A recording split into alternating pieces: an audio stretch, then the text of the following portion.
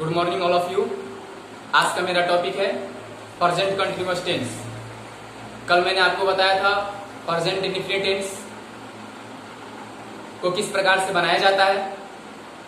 उसमें मैंने पूरे तरीके से तीनों सेंटेंस को रिवाइज किया था, समझाया था। अफर्मेटिव सेंटेंस, निगेटिव सेंटेंस और इंट्रोगेटिव सेंटेंस। और मैं आप लोगों से एक बात कहना चाहूंगा कि टेंस के सारे डाउट्स क्लियर हो जाएंगे। मेरे वीडियो को अंत तक देखें और अगर आपको यह वीडियो पसंद आए तो मेरे चैनल को लाइक करें। ज्यादा से ज्यादा जो दोस्त सब्सक्राइब नहीं किए हैं वह सब्सक्राइब कर लें, ताकि मेरा जो भी अगला वीडियो जाएगा वह आपके पास नोटिफिकेशन चला जाएगा। हम लोगों की क्लास में मिसलेनियस स्टडी सेंटर के क्लास में 10 क्लास के मैथ, 10 क्लास के साइंस और 10 क्लास का इंग्लिश का भी वीडियो अपलोड होगा। धीरे धीरे सभी सब्जेक्ट का बिहार बोर्ड की तैयारी कराई जाएगी, जिसमें आपको फलतः मुझे पूर्ण विश्वास है कि आप अच्छे से तैयारी कर लीजिएगा और उसे समझ भी लीजिएगा। तो मेरे चैनल को सब्सक्राइब करें और ज्यादा से ज्यादा लाइक करें, शेयर करें और कमेंट बॉक्स में जहां समझ में ना आया हो वहां पर कमेंट करें। तो चलिए दोस्तों, समय को बर्बाद ना करते हुए मैं व्हाइट बोर्ड पर चलूं, लेकिन हाँ, जो दोस्त सब्सक्राइब नहीं किए हैं वह सब्सक्राइब कर ले, ताकि वीडियो जैसे ही अपलोड हो उनके पास नोटिफिकेशन चला जाए। तो चलते हैं present continuous tense. Present continuous tense का पहचान क्या होता है तो लिख लेते हैं। मैंने बेसिक से, ग्रामर में बेसिक टॉपिक से स्टार्ट किया है, निचले टॉपिक से स्टार्ट किया है। इसके बाद में जब वीडियो अपलोड करूंगा तो 10 क्लास के प्रोज या पोएट्री का लेसन पहला बताऊंगा। उसमें आपको objective question, short question, long question, word meaning, सारे डाउट्स उसमें क्लियर कर दूंगा टेंस के वीडियो के बाद। तो चलिए चलते हैं, इसका पहचान लिखते हैं प्रेजेंट कंटिन्यूअस टेंस का। जिस हिंदी वाक्य के क्रिया के अंत में रहा है, रही है, रहे हैं इत्यादि शब्द लगा रहे, उसे हम प्रेजेंट कंटिन्यूअस टेंस के रूप में पहचानते हैं। तो चलिए चलते हैं इसके स्ट्रक्चर के ऊपर।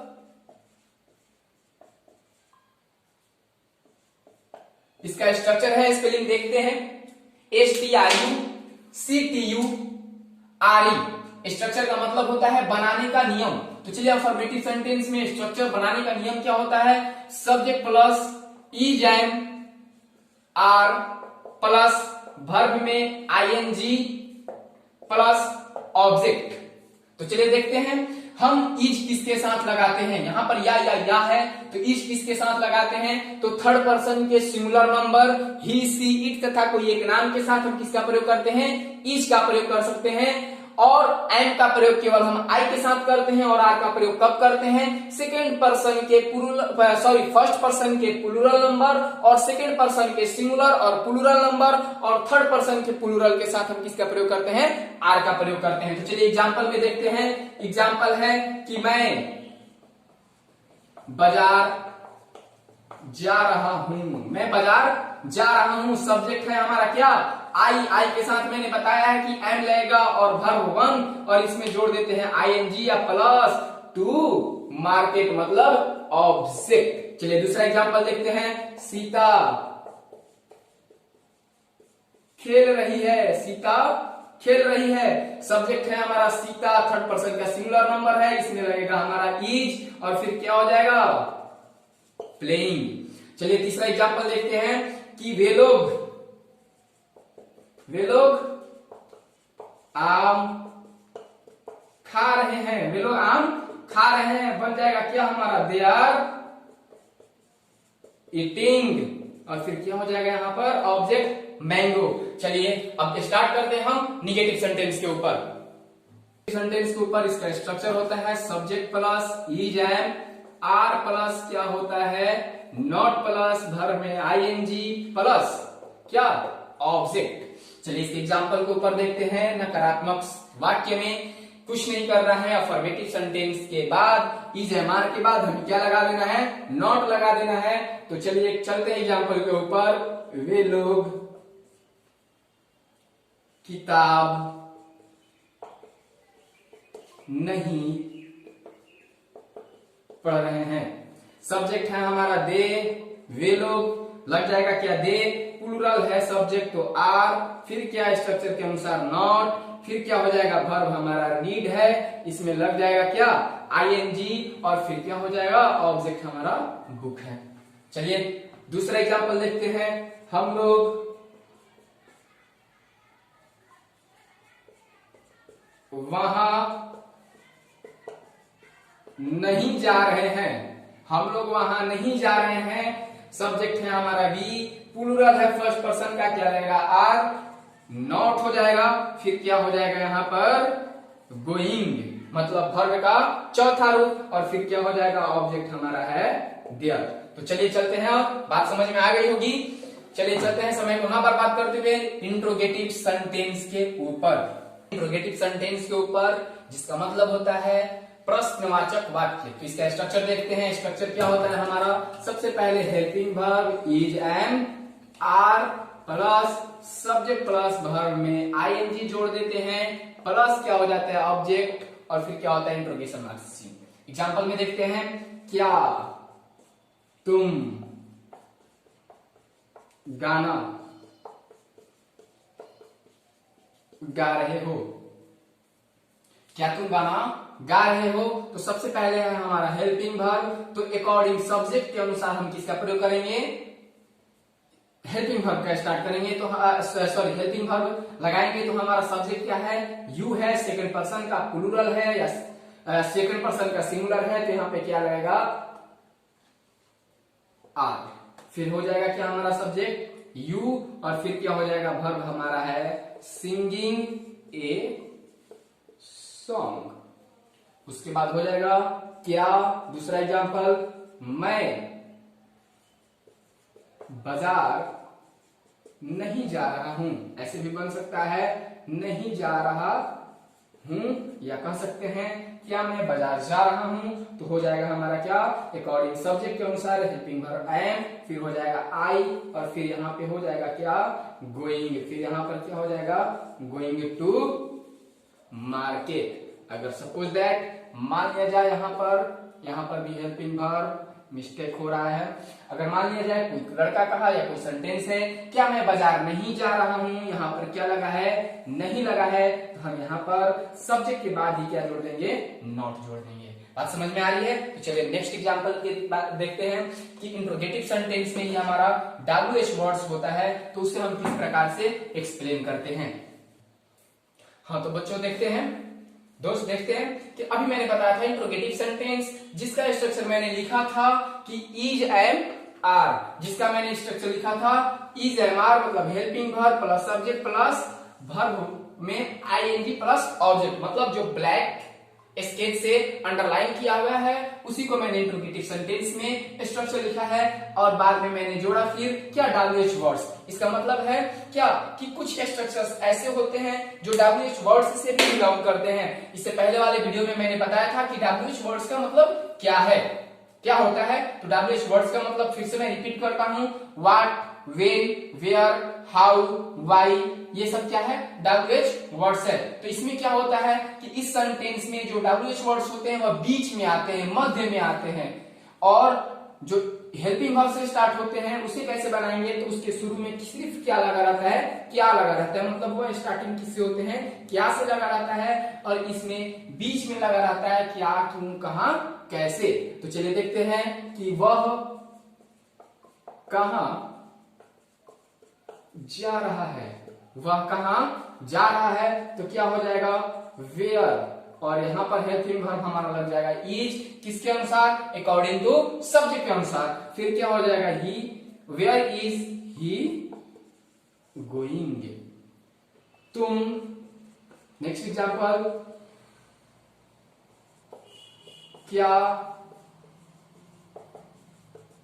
कर रहे हो, तुम क्या कर रहे हो, तो हो जाएगा क्या का क्या होगा बच्चों, तो व्हाट, और इसके साथ क्या लगेगा आर, और सब्जेक्ट अकॉर्डिंग टू सब्जेक्ट हमारा क्या है यू है, यू, और फिर क्या हो जाएगा डूइंग। आई बात समझ में। तो चलिए अब चलते हैं प्रेजेंट परफेक्ट। आशा है कि प्रेजेंट कंटिन्यूअस टेंस आपका क्लियर हो गया होगा। अब हम चलते हैं प्रेजेंट परफेक्ट टेंस के ऊपर।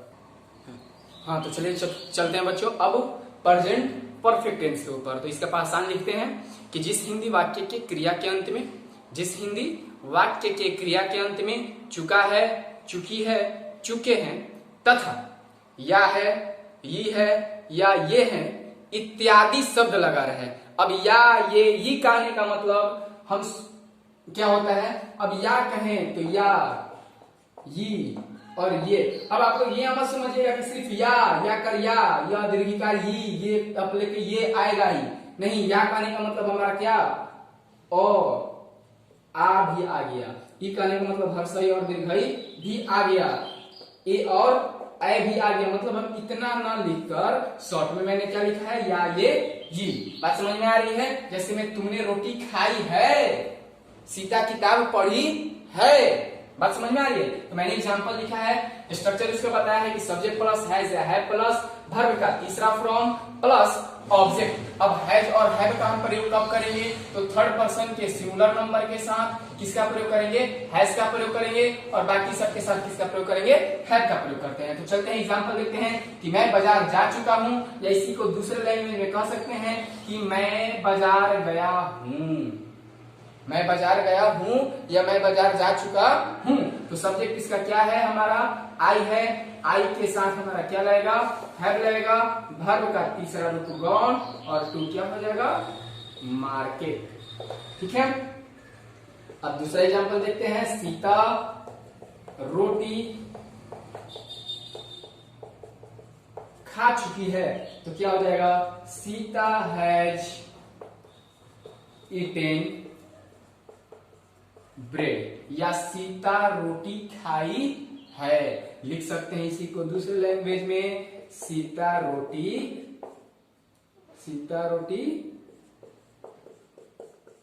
खाई है। बात समझ में आ रही है। चलते हैं, यह हमारा था अफर्मेटिव सेंटेंस का स्ट्रक्चर। अब चलते हैं निगेटिव सेंटेंस के ऊपर। हाँ तो बच्चों अब चलते हैं, उस समय था हमारा अफर्मेटिव सेंटेंस का स्ट्रक्चर। अब चलते हैं निगेटिव सेंटेंस के स्ट्रक्चर के ऊपर।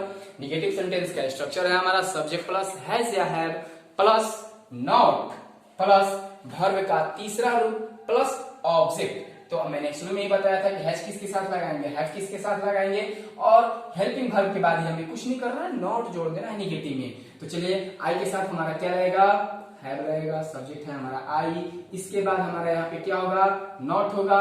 वर्ब 3 हमारा क्या है, गया हूं, मतलब जा चुका है। ठीक, जा चुका है, गया हूं।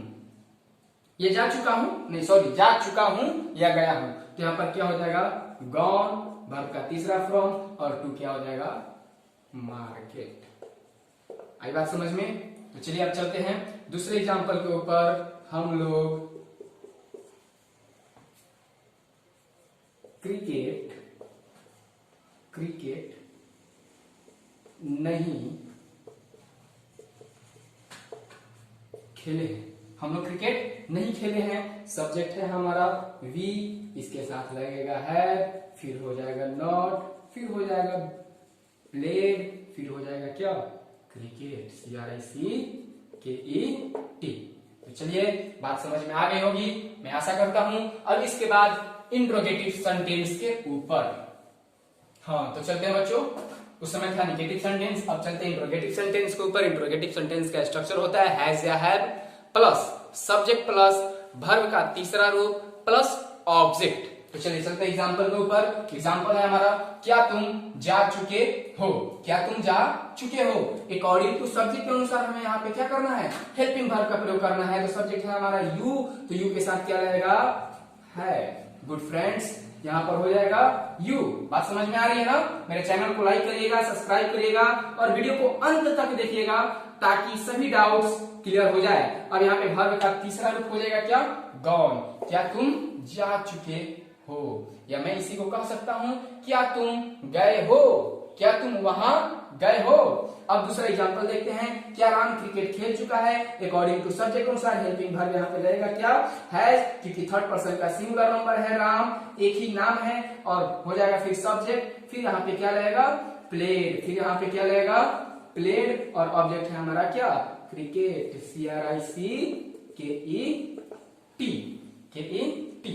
अब एक बात और मैं आपको बता दूं कि अगर यहां पर नहीं लगा रहेगा क्या राम क्रिकेट नहीं खेल चुका है, क्या राम क्रिकेट नहीं खेल चुका है, क्या राम क्रिकेट नहीं खेला है, क्या राम क्रिकेट नहीं खेल चुका है, या कह सकते हैं क्या राम क्रिकेट नहीं खेला है। तो अब यहाँ पर कंफ्यूजन नहीं होना है, डायरेक्टली सब्जेक्ट के बाद क्या कर देना है, नॉट को लगा देना है। अगर नहीं रहेगा तो नहीं रहेगा तो क्या कर देना है, सब्जेक्ट के बाद ही नॉट को लगा देना है, कोई दिक्कत नहीं है। अब इसी के बाद देखते हैं WH वर्ड्स इंट्रोगेटिव सेंटेंस में ही, तो कुछ नहीं करना है, डायरेक्टली हमें एक्जुअलरी वर्ब के बाद ही, एक्जुअलरी वर्ब से पहले ही WH वर्ड्स फैमिली को क्या कर देना है, जोड़ देना है। मैंने यहाँ पे कुछ नहीं किया, प्लस जोड़ा और यहाँ पे लिखा WH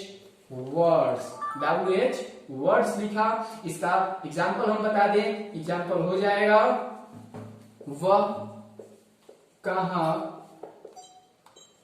जा चुका है, या कह सकते हैं वह कहां गया है, वह कहां गया है। इंट्रोगेशन मार्क से समझ लीजिएगा। तो सबसे पहले हमारा WH वर्ड तो कहां का हो जाएगा वेयर, अकॉर्डिंग टू सब्जेक्ट कौन सा आ जाएगा हैज, सब्जेक्ट है हमारा ही, फिर हो जाएगा क्या गॉन। क्लियर। चलिए चलते हैं अब next present perfect continuous tense के ऊपर। आई होप, मैं आशा करता हूं कि आपको समझ में आ गया होगा। चलिए बच्चों चलते हैं प्रेजेंट परफेक्ट कंटिन्यूअस टेंस के ऊपर। तो प्रेजेंट परफेक्ट कंटिन्यूअस टेंस का पहचान होता है जिस हिंदी वाक्य के क्रिया के अंत में रहा है, रही है, रहे हैं प्लस समय लगा रहे, या कह सकते हैं कोई टीचर बताते हैं से रहा है, से रही है, या से लगा रहे तथा उसके साथ समय लगा रहे, तो उसे हम प्रेजेंट परफेक्ट कंटिन्यूअस टेंस के रूप में पहचानते हैं। लेकिन प्रेजेंट परफेक्ट कंटिन्यूअस टेंस में समय लगा रहता है, टाइम का बोध होता है। तो चलिए चलते हैं उसके स्ट्रक्चर के ऊपर। जैसे में सब्जेक्ट प्लस हैज या have plus been plus verb में ing जोड़ते हैं, प्लस ऑब्जेक्ट प्लस फॉर या सिंस प्लस टाइम। तो प्रेजेंट परफेक्ट कंटिन्यूअस टेंस में आपको मैंने बताया कि किसके साथ हम हैज का प्रयोग करते हैं, किसके साथ हम हैज का प्रयोग करते हैं और किसके साथ हम हैव का प्रयोग करते हैं। तो मुझे बताने की जरूरत नहीं है क्योंकि मैंने परफेक्ट टेंस में बताया था। अब मैं बता दूं यहाँ पे यूनिक जो नया आ रहा है फॉर और सिंस। तो पीरियड ऑफ टाइम मतलब जो समय चल रहा हो, जारी हो, सॉरी जो समय अनिश्चित हो, उसके साथ हम किसका प्रयोग करते हैं, फॉर का प्रयोग करते हैं। मतलब पीरियड ऑफ टाइम के साथ हम किसका प्रयोग करते हैं, फॉर का। और पॉइंट ऑफ टाइम मतलब जो समय निश्चित हो, जैसे में 2005 सोमवार, जनवरी, कोई वीक का नाम, कोई वीक के दिन का नाम सोमवार, मंगलवार, कोई मंथ का नाम ईस्वी, इसके साथ हम किसका प्रयोग करते हैं, सिंस का प्रयोग करते हैं। 2 दिन, 4 दिन, 2 सप्ताह, 2 महीना, 2 वर्ष, इसके साथ हम किसका प्रयोग करते हैं, फॉर का प्रयोग करते हैं। तो चलिए डायरेक्ट चलते हैं एग्जाम्पल के ऊपर। आई होप, मैं आशा करता हूं कि आपको समझ में आ गया होगा। तो सबसे पहले सब्जेक्ट हमारा क्या है, ही है। ही के साथ थर्ड पर्सन का सिंगुलर नंबर है तो क्या रहेगा, हैज रहेगा। स्ट्रक्चर के अनुसार हमारा क्या होगा, बीन होगा। वर्ब का चौथा रूप मतलब वर्ब में ing, वर्ब है हमारा क्या, प्लेइंग, मतलब प्ले में ing जोड़ेंगे। उसके बाद कह रहा है ऑब्जेक्ट, ऑब्जेक्ट हमारा क्या है, क्रिकेट है, CRICKET। उसके बाद कह रहा है फॉर या सिंस, और फिर किसका प्रयोग करना है, टाइम का प्रयोग करना है। टाइम है हमारा 2 दिन। तो क्या है, 2 दिन। मैंने बताया कि पॉइंट ऑफ टाइम के लिए सिंस, पीरियड ऑफ टाइम के लिए फॉर, 2 दिन, 3 दिन, 4 दिन, 2 वर्ष, 5 वर्ष, 2 सप्ताह, 3 सप्ताह, इसके साथ क्या लगेगा, फॉर लगेगा। यह है पीरियड ऑफ टाइम। और सिंस किसके साथ लगेगा, सुबह से, शाम से, रात से, गत सोमवार से, 2005 से, इस सब के साथ क्या लगेगा, सिंस लगेगा। तो यहां पर क्या हो जाएगा, 4 हो जाएगा। और फिर दिन क्या कर रहा है, 2 डेज। आई बात समझ में। तो चलिए दूसरे एग्जांपल के ऊपर देखते हैं। एग्जांपल है हमारा, राम सुबह से किताब पढ़ रहा है। सुबह से पढ़ रहा है, थर्ड पर्सन का सिंगुलर है, क्या लगेगा, हैज। और फिर सब्जेक्ट अनुसार क्या हो जाएगा, बिन। और वर्ब है हमारा रीड, इसमें क्या जोड़ देंगे, ing जोड़ देंगे, तो क्या हो जाएगा, रीडिंग। और फिर कह रहा है फॉर या सिंस, तो सुबह से है, निश्चित समय है, तो किसका प्रयोग करेंगे, सिंस का प्रयोग करेंगे। फिर क्या हो जाएगा हमारा, मॉर्निंग। तो चलिए अब चलते हैं निगेटिव सेंटेंस। हाँ, तो यहाँ पे देखते हैं हमारा जो ऑब्जेक्ट है वह छूट गया है, तो यहाँ पे क्या हो जाएगा, रीडिंग बुक ऑब्जेक्ट हमारा छूट गया था, तो हम फिर से रिपीट कर दें, Ram has been reading book, फिर हमारा टाइम, तो फोर या सिंस का प्रयोग करेंगे, निश्चित समय है सिंस, और फिर क्या हो जाएगा मॉर्निंग। तो चलिए चलते हैं, आई होप आपको समझ में आया होगा। अब चलते हैं निगेटिव सेंटेंस के ऊपर। 6 मिनट है सूरज। तो चलिए अब चलते हैं, उस समय था हमारा अफर्मेटिव सेंटेंस, अब चलते हैं निगेटिव सेंटेंस के स्ट्रक्चर के ऊपर कि निगेटिव सेंटेंस के स्ट्रक्चर मतलब बनाने का नियम किस प्रकार से होता है। तो सब्जेक्ट प्लस, चलिए नोट करते हैं, या बोर्ड पर भी है उससे आप नोट कर सकते हैं। सब्जेक्ट प्लस हैज या हैव प्लस मतलब helping verb plus not plus been plus verb में आईएनजी, वर्ब के फर्स्ट फॉर्म में आईएनजी प्लस फोर या सिंस प्लस टाइम का प्रयोग करते हैं। तो चलिए चलते हैं एग्जांपल के ऊपर। एग्जांपल में हमारा वे लोग सुबह से बाजार नहीं जा रहे हैं, तो सब्जेक्ट है हमारा क्या, दे। सब्जेक्ट क्या है, दे। इसके साथ क्या रहेगा, ऑक्सिलरी वर्ब हैव, फिर स्ट्रक्चर के अनुसार क्या रहेगा, नॉट, फिर क्या है, बीन, फिर क्या है, वर्ब में आईएनजी, वर्ब क्या है हमारा गो, इसमें आईएनजी लगाएंगे, क्या हो जाएगा गोइंग, और फिर क्या हो जाएगा टू मार्केट। उसके बाद क्या है हमारा, समय है सुबह से मतलब पॉइंट ऑफ टाइम है, निश्चित समय है, तो क्या हो जाएगा सिंस मॉर्निंग। बात समझ में आ रही है। आप इसी प्रकार से एग्जाम्पल भी बना सकते हैं। अब चलते हैं, समय को ना बर्बाद करते हुए इंट्रोगेटिव सेंटेंस। मेरे वीडियो को अंत तक देखिएगा, आपका present perfect tense, continuous tense और परफेक्ट कंटिन्यूअस टेंस का डाउट सारी क्लियर हो जाएगी। आई होप, मैं आशा करता हूं। और जहां पर भी आपको परेशानी होगी आप कमेंट बॉक्स में कमेंट करिएगा, और मेरे चैनल को ज्यादा से ज्यादा लाइक करिएगा, दोस्तों के पास शेयर कीजिएगा, और जो लोग सब्सक्राइब नहीं किए होंगे वो सब्सक्राइब कर लीजिएगा। इसके बाद मैं बिहार बोर्ड मैट्रिक के 10वीं कक्षा के पनोरमा बुक के प्रोज या पोएट्री से पहला लेसन स्टार्ट करूंगा, जिसमें मैं आपको बताऊंगा इंपॉर्टेंट क्वेश्चन जो ऑब्जेक्टिव टाइप्स के होंगे, शॉर्ट टाइप्स के होंगे और लॉन्ग क्वेश्चंस भी होंगे। इसके साथ साथ मैं लेटर, नोटिस और एप्लीकेशन भी आपको बताऊंगा कि किस प्रकार से लिखा जाता है और सॉल्व किया जाता है। तो चलिए चलते हैं एग्जाम्पल के ऊपर। इंट्रोगेटिव सेंटेंस का स्ट्रक्चर है हैज या have plus subject plus been plus verb के पहले फॉर्म में आईएनजी जोड़ते हैं प्लस फोर या since plus time plus interrogation marks. ठीक है, चलिए